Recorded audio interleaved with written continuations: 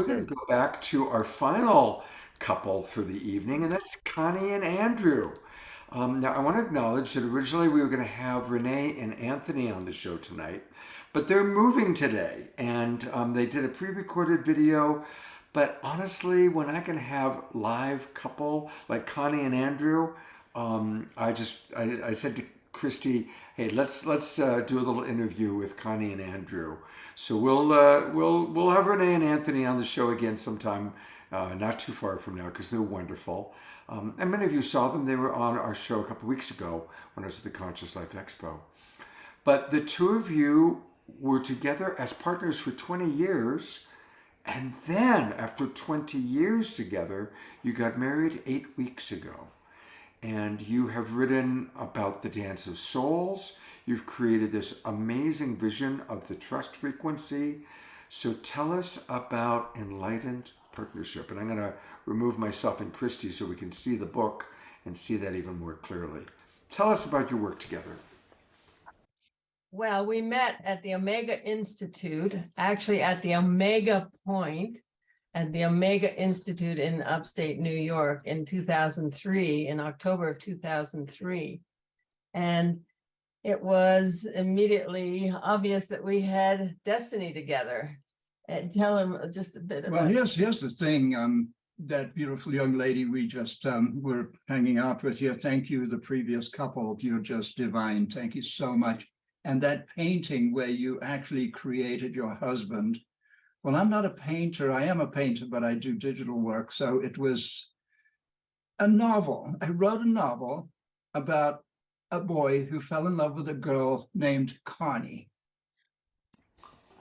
5 years before we met, I'd been working on this novel, and there's a dog involved. But the dog was a robot. The book is called Rodriguez and the Electric Dog. And his companion was this robot dog that his daddy made for him. That's a whole long story. But when I met Connie at Omega, and we were in a gathering of wisdom keepers of Indigenous elders, and I said, what's your name? She said, Connie. And I said, interesting. I'm writing a book about a girl named Connie. But it was in London. It was 1968. She says, I was in London in 1968.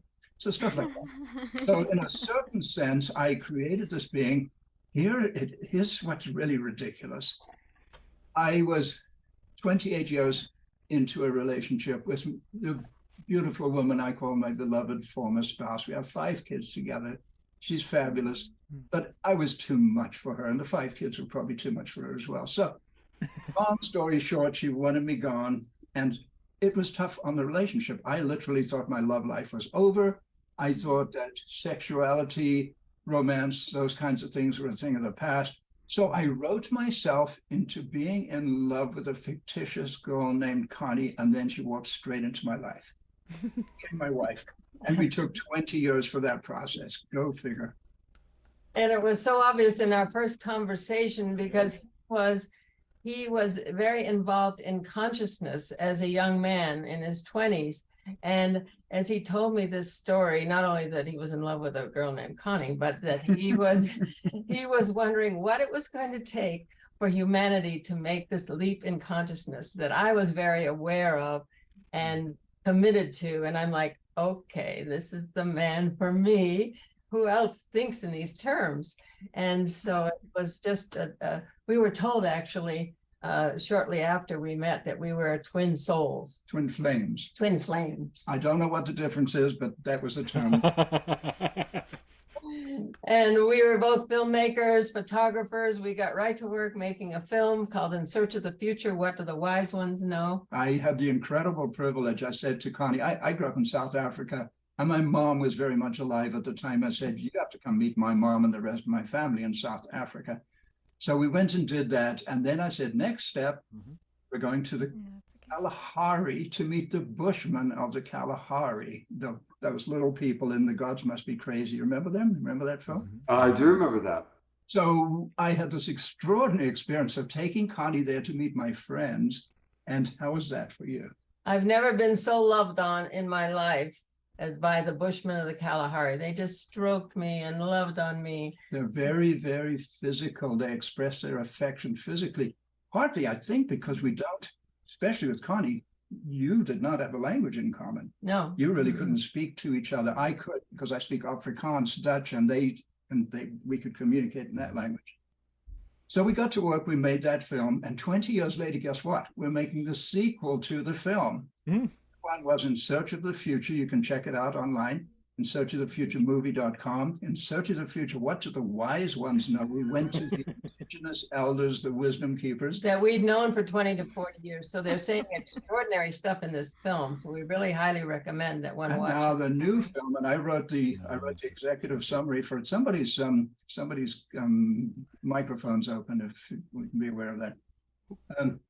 I wrote the executive summary back in 2007 for the film that we're about to start shooting. And we're going to be shooting it in LA. We're going to be shooting it in Sedona. We're going to be shooting it. The film actually, the first film opened in the Kalahari with the Bushmen. The second film opens in Australia with the Aborigines. So think about that. So we have a GoFundMe to help us get So to we're Australia. If working- we're anybody's working- interested. We're working Our on that. honeymoon film, we have one- GoFundMe. We have one ticket that's left over from some travel miles I have, but I think she wants to take me. You want me to come too? I think so. They're your travel miles. Oh. Yeah. Anyway, it's all very exciting to be embarking on the film again, and it's the only way out is up. In Search of the Future, the only way out is up to a higher level of consciousness, which, Scott, you are so serving with this show, and all that you bring to the world through this show is that evolution of consciousness, and we're just eternally grateful. Well, to thank you. Indefatigable. Indefatigable It's a wonderful work you do, Well, Scott. I'm going to read a few comments that have come in. While I'm doing that, pull up the GoFundMe and put the link to the GoFundMe in the chat box, and then I'll click on it. But there are some comments I want to read, and then I want to ask you about the Dance of Souls. Dr. Laura writes, okay, that's it. I'm painting a picture and writing about my future love tonight. So inspired by both Jamishka and you. Ayada writes, Andrew, that story just brings tears to my eyes, especially after Jamishka's story and Ishka's painting. So much sweetness and inspiration tonight. And Roger and Bonnie talk about how we met after I surrendered the search to God and trusted we would meet the right person at the right time. Now, Roger and Bonnie both had previous relationships that passed away. So they were widowed and widower. As it turned out, Roger checked off every box I created in my mind of the ideal partner, about 12 different things. And it turned out we were both empaths, reading each other's minds. There's no way we can be anything but completely honest with each other. And I had the honor of living with them in Sedona when they came to our Sedona retreat. Hopefully they'll come down to LA. So thank you for those comments, and thank you for everybody's comments. I know I didn't get a chance to read everybody's today because we have so much going on. I am going to bring Christy back on for a minute also, and tell us a little bit about the Dance of Souls, since it's, this is a relationship show, and you've got this incredible creation, the Dance of Souls, the relationship revolution. Tell us a little bit about this. Well, where should we start with that one? Let us assure you that even after 20 years as fiancé and fiancée engaged, there is still somehow, for some reason, there's still work to do. There's always stuff. It would appear that the purpose of relationships is spiritual growth. Yep. Anybody here going to buy that one? Yep. Means that when this beautiful mirror walks into my life, what I'm looking at is myself. The beautiful female, the feminine divine aspect of myself. And when she looks into my eyes, I suspect she sees something like the masculine equivalent of that. yes. And so there's work to do. And some of that work's not easy. So there are times it gets, it's like, but somehow we make it through. We both, by the way, obviously came out of other relationships. We had 8 children between us. I had 5, Connie has 3. And the first months we had the fantasy that, we'd done all the tough stuff. We called the former husbands and wife. Our spice. The plural of spouse is spice, so we called them our spice. and they were the spice of life. And those relationships had left us free and clear, and we could move ahead with no obstacles whatsoever. How wrong could we be? The dance of souls engaged because we appear to have made a pre-incarnation agreement to come here, find each other. Absolutely, to see our light and our shadow. See, this is the key piece, is moving from victim to beloved and understanding that we came with an overarching act of free will onto the planet to do this work, to move to self-love and self-acceptance and alignment with our divinity and our purpose. So we gave permission to the conscious loving universe to take us on that journey. And so our relationships with the universe, with ourselves and with others shows us this light, but also the shadow that we don't love, the parts of ourselves we don't love yet. And when we get to the place where we thank that person for showing us that, instead of saying, oh, you're bad and wrong, I hate you, get out of my life, say, oh, thank you very much. I guess I still have some work to do because of this repeating behavior that I've manifested in my life and in my relationships. So that's the essence of it, is that we have shadow work to do to keep up with the earth. The earth is moving into a higher frequency, and we have work to do to keep up with her. And so we've got to get this shadow stuff out. We've got to get out of this victim perpetrator energy and model and understand that there is, in fact, only love. And it's free will that has asked this loving universe to take us on this journey. So we take you on that journey in this course, and we just hope that you sign up and take it. And anybody who wants it, just send us an email and we'll give it to you at half price. Fabulous. Wow. What it does is it transforms you from victim to beloved. To beloved. Think of that for a subtle shift. Ever heard that term, I'm a victim of circumstance? Well, guess what? Circumstance loves us and is actually here to guide us. So we are beneficiaries of circumstance. So the process of the dance of souls, as you dance, you move from any victimhood that you have in your history into the state of beloved. And I want to go back to our previous couple, and I want to say this statement in Arabic. Ishkala, mabud lillah. And you remember the Ishkala part? Ishkala, God is love, lover, and beloved.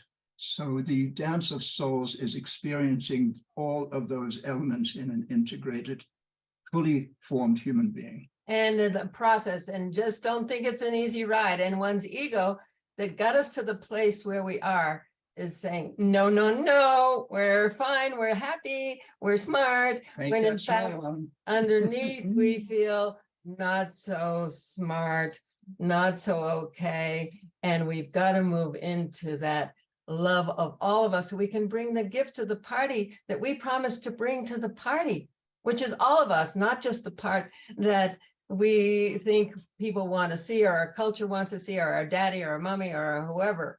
We've got to bring all of us to the party. So that's our Dance of Souls story. That's us.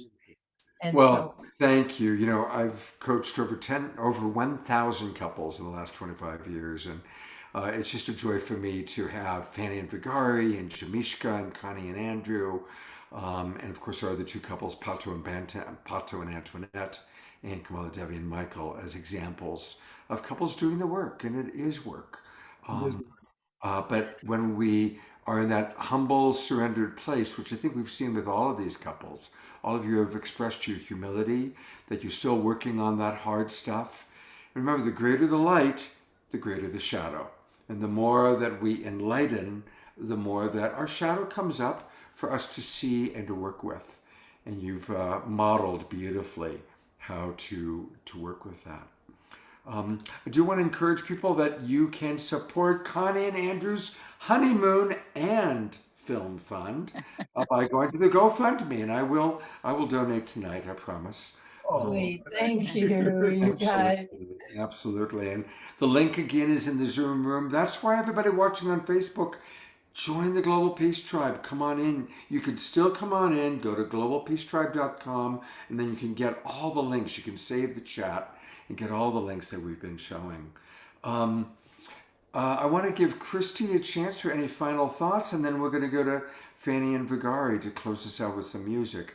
But Christy, what are your thoughts? What do you want to share? Well, Barbara Marx Hubbard is rocking and rolling on the other side. She's just going, yes, the deeper conversation. We've had the deeper conversation. But somebody put in the comment section there about what fun it is. And this is the thing about it. Yes, the shadow is not fun to deal with in the moment, but that passes because of the commitment of the heart and the wisdom of the heart. So we look at it, we acknowledge it, we understand it's there, we feel our feelings, we don't deny them, but then we can choose once again what we really want. And all of you beautiful souls have chosen once again. You've chosen the light, you've chosen the love, but not only just for yourselves, you've chosen it for us. I have felt so loved up by all of you, and you've touched my heart, opened my heart. It's like you've shared and extended, and they say that what we're supposed to be doing is heaven on earth, right? It's not heaven in the heavens, it's heaven on earth, but we can only do that if we're open-minded, willing to share and extend our love. And so I'm so grateful to everybody who came on the show and all the people who are participating in the Zoom room, in the chat, on Facebook, and wherever you are, because you're the ones, like Scott always says about the Global Peace Tribe, we're the ones we've been waiting for. If we're not showing up to say, yes, I'm gonna make that commitment to love, it's not going to happen. So we're making it happen. And in the meantime, we're rocking and rolling and having songs and fun. And it's so great. So thank you so much, Scott. I am so grateful to you that you were willing to take this on, because really, I think it's such a beautiful thing. Thank you. Absolutely. My pleasure.